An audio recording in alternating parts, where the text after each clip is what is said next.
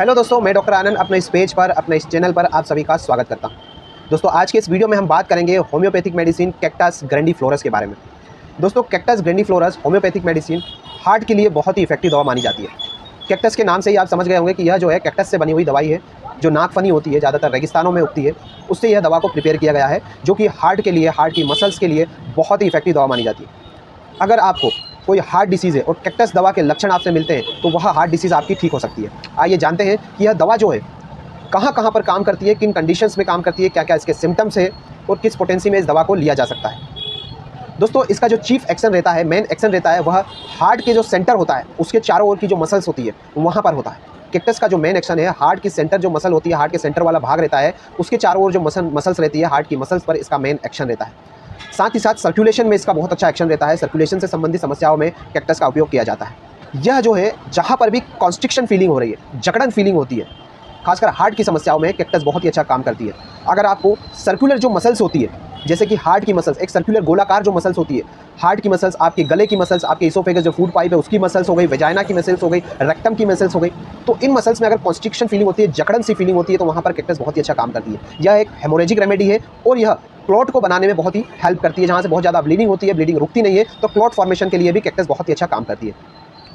इसका जो दर्द है, कॉन्स्ट्रिक्टिव दर्द है, स्पाज्मोडिक जकड़न वाला दर्द होता है, ऐठन वाला दर्द होता है और इतना भयानक दर्द होता है कि जो पेशेंट रहता है वह दर्द के मारे रो देता है, उसकी चीखें निकल जाती है। पीरियोडिक सिम्टम्स होते हैं इसके कि एक पीरियड में इसके सिम्टम्स लौट के आते हैं।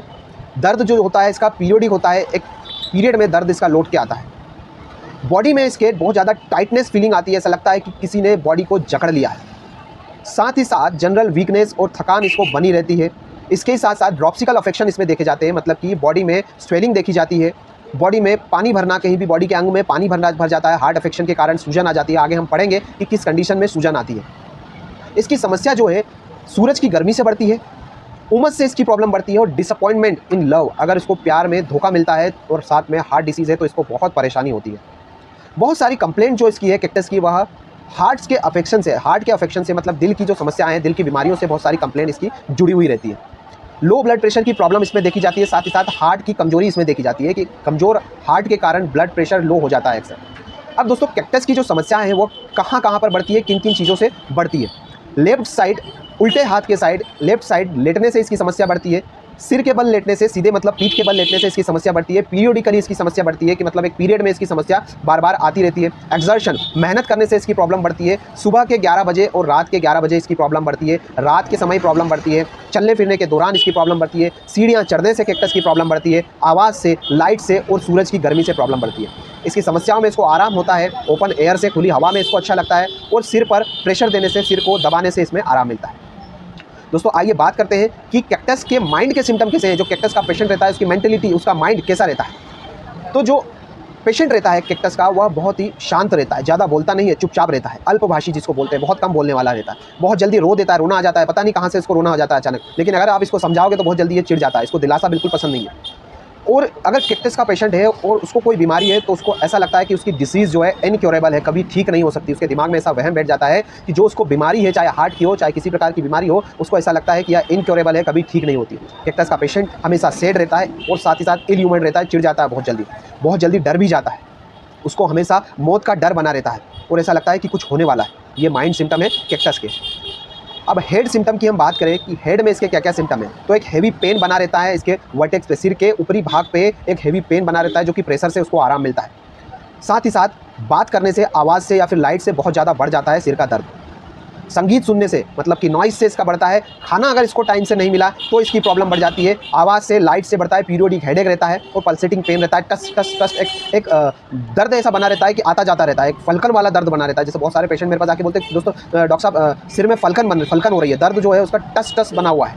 इस प्रकार का जो दर्द होता है कैक्टस में, बहुत ही अच्छा लाभ होता है कैक्टस दवा से। आँखों का सिम्टम्स है, लेकिन आँखों के सिम्टम्स इतने इंपॉर्टेंट नहीं है इसमें। डिमनेस ऑफ साइट देखी जाती है, आँखों की रोशनी कमज़ोर देखी जाती है। कान के सिम्टम्स में भी पल्सेशन बना रहता है, कान में, है ना, एक पल्सेशन बना रहता है। साथ ही साथ कानों में एक रिंगिंग आवाज़ इसको सुनाई देती है। नोज़ के सिम्टम्स की बात करें तो बहुत ज़्यादा प्रोफ्यूज एपिस्टेक्सिस देखा जाता है, नाक से ब्लीडिंग होती है और जल्दी बंद भी हो जाती है। फेस इसका कैसा रहता है, फेस में इसके दर्द रहता है, राइट साइड प्रोस्पेल्जिया की प्रॉब्लम रहती है। मतलब अगर पेशेंट का खाना मिस हो गया है, इसकी मील मिस हो गई है, तो इसको राइट साइड में फेस की नर्व में पेन होने लगता है और अगर खाना नहीं मिलेगा तो इसका सिर दर्द होने लगता है। साथ ही साथ इसका फेस जो है रेड कलर का रहेगा, लाल थोड़ा सा रहेगा और फूला हुआ फेस रहेगा, ब्लोटेड रहेगा।